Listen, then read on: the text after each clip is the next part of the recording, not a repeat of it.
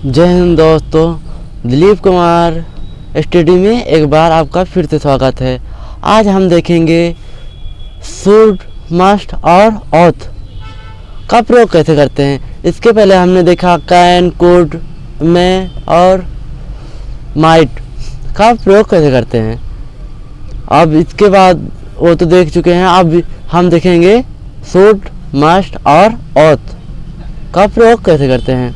हम कुछ वाक्य लेंगे और इसके फिर नियमों को देखेंगे। पहला है तुम्हें अब सो जाना चाहिए, you should sleep now.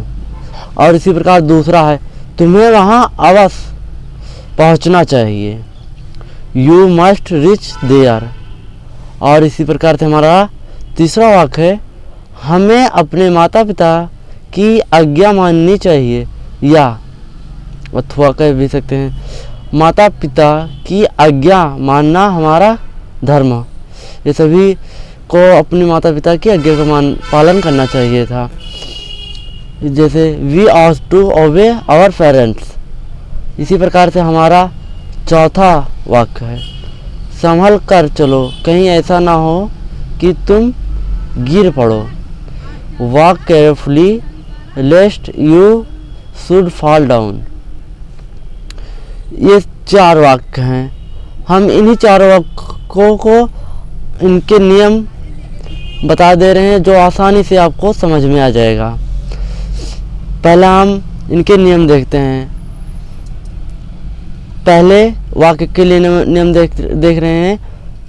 Point two remember लिखे हैं, मतलब वाक्य को समझने के लिए कुछ नियम है, पॉइंट है।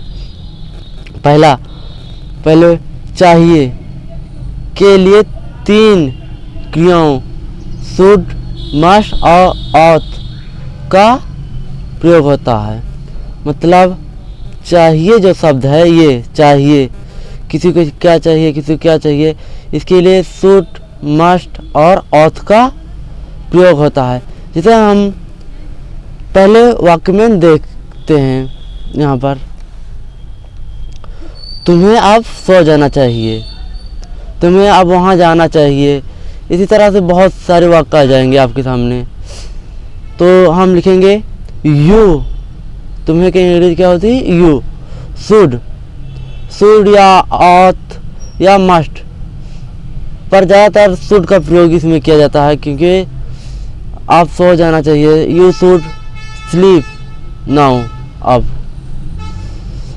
मतलब यू शुड स्लीप नाउ, तुम्हें अब सो जाना चाहिए, तुम्हें अब वहाँ जाना चाहिए, यू शुड गो नाउ। इसी तरह बहुत सारे वाक्य हो जाएंगे। अब दूसरा है हमारा सेंटेंस तुम्हें वहाँ अवश्य पहुँचना चाहिए, यू मस्ट रिच देयर। इसके लिए नियम क्या है देखते हैं हम यहाँ नीचे। हमारा दूसरा नियम है शुड के चाहिए के समान अवस्थाओं में, चाहिए के समान अवस्थाओं में शुड का प्रयोग होता है। मतलब जो हम देखे समान अवस्थाओं में शुड का प्रयोग होता है, जो उदाहरण एक में हम देख चुके हैं, वो समान अवस्था थी उनकी। और हम जो दूसरा वाक्य देखे थे उसके लिए तीसरा नियम बहुत ज़रूरी है। चाहिए के लिए अनिवार्य रूप से, मतलब चाहिए के लिए अनिवार्य रूप से कार्य, जो कार्य काम करते हैं, कुछ करते हैं, करने के लिए मस्ट का प्रयोग होता है। जो उदाहरण में दो देखते हैं मस्ट, जैसे यहाँ उदाहरण हमारा दूसरा है। यहाँ पर तुम्हें वहाँ अवश्य पहुँचना चाहिए, यू मस्ट, मतलब अवश्य, ये अवश्य आ गया है तो मस्ट का प्रयोग करेंगे। रिच मीन्स पहुंचना होता है, देयर मीन्स वहाँ। यू मस्ट रिच देयर, तुम्हें वहाँ अवश्य पहुंचना चाहिए। ये दूसरा वाक्य हो गया।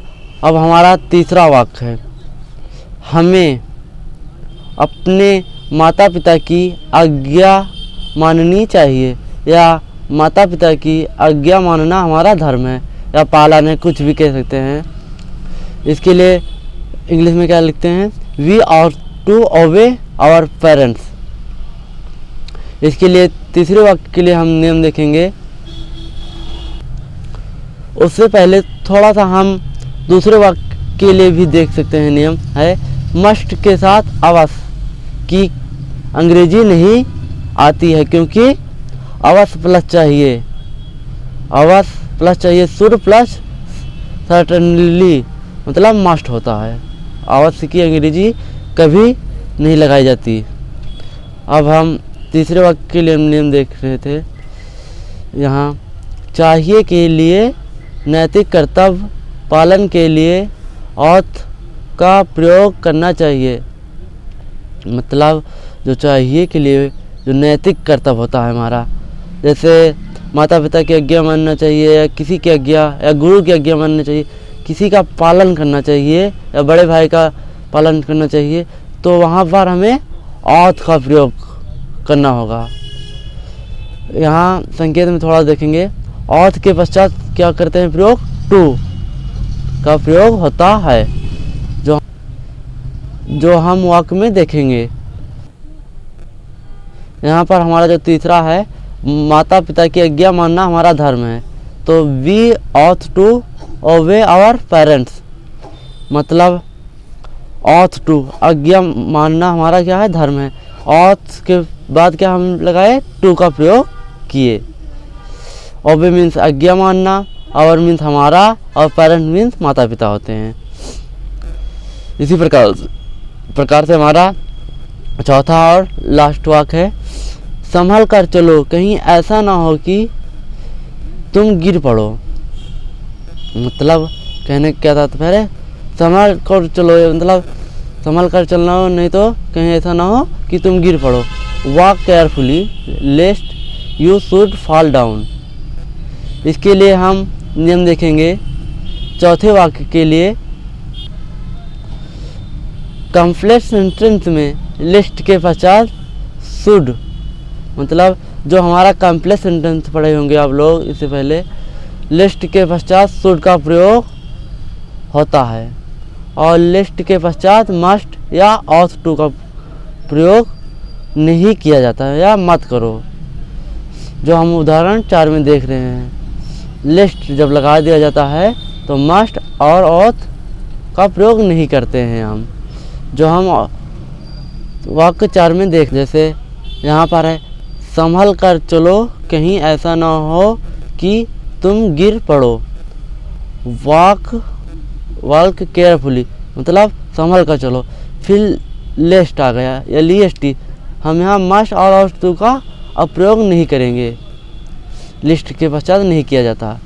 फिर यहाँ यू मतलब तुम गिर पड़ो, यू शुड फॉल डाउन, मतलब ये सिंपल सेंटेंस है, यू शुड फॉल डाउन हो जाएगा इसका तात्पर्य। इसके पश्चात हम आप लोगों को हम 5 वाक्य दे रहे हैं, जो आप हल करके हमें कमेंट बॉक्स में उन उत्तरों का सवालों का जवाब देना।